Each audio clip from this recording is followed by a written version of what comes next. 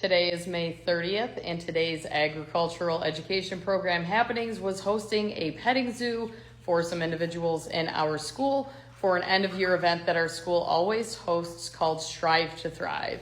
And this provides students with an opportunity to pick stations that help them to decompress and do some fun things. We've been hosting the petting zoo for this event for the last 3 years, and I always enlist the assistance of my FFA officers, active FFA members, or any individuals in my class that would like to help out. And this year went very well. Not gonna lie, I felt a tad bit overwhelmed when I saw the list of students that were coming around to the petting zoo. First thing this morning, I was like, oh boy, this is gonna be a day. But it actually turned out to be a good day. And it also gave me an opportunity to get a few things checked off of my list that sometimes I struggle with during the normal school day. I really had no motivation to record a video today, but the reason that I did decide to is because our meat chickens are going to process on Monday morning first thing, and I won't have a chance to show you what they look like before that time. We'll start with the larger of the two groups. One of the last things we did today before the end of the school day was bust out the smaller chickens into a pen by themselves, and the larger chickens are all in together. So this is the group of larger chickens. I will turn this around. You can see that most of them are roosters, and boy, are they large. We did not take weights on them. I'm curious to see what the dress weights will be. When we weighed them a few weeks ago, the biggest one was only like 6.75 live weight. So hopefully these guys will produce a decent sized carcass that we will be able to quarter, and the idea is to serve them for the FFA banquet.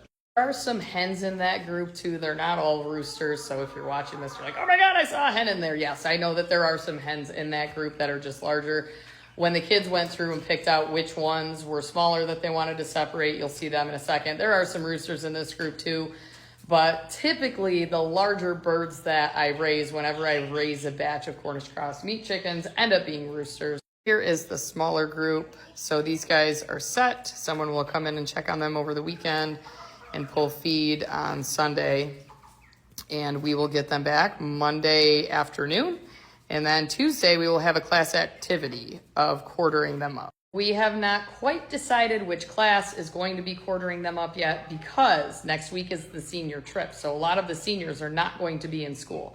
So we'll have to look at the class numbers and assess which class would be best fit to repackage them, because our banquet's not until June 20th. So the caterer, who is a parent of the student, will pick them up at some point leading up to the banquet. I don't know when, and work on preparing them. But up until that point, we have to be able to freeze them in some manner. So in the past, we've served quarters, which worked really well last year. Last year was the first year that we provided a dinner, and it worked really well. So those bigger ones definitely will be quartered. Some of these smaller ones might be halved, but yeah, so that's our end product. And I'll make sure I show a video of all of the repackaged chicken.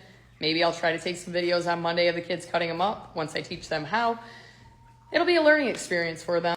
I have and quarter my own chicken all the time, so it's, I'll be teaching them a skill if it's my class that ends up doing it. We do have a second ag teacher, also retired, that has come back and filled that position. Those of you that know, you know.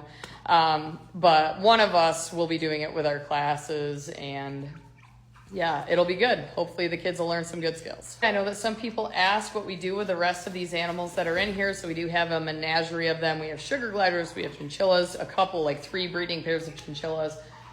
We have a mom with a set of twins right now. Actually, we have rabbits, we have hamsters, and all of these animals, in addition to the flock of quail, which is, you can't see, it's right down there.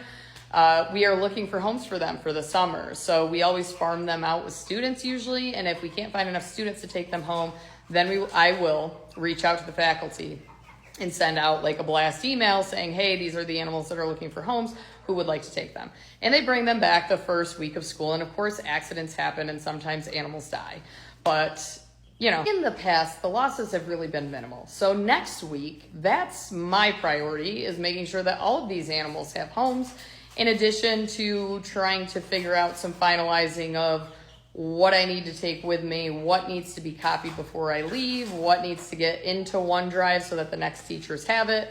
And yeah, I can't believe when I come back, it'll be June, and that will be the month that I'm done. For those of you that don't know, New York State, literally the school year goes on forever. So our last day of work is like the third week of June, like June 25th, maybe 27th. I don't even know.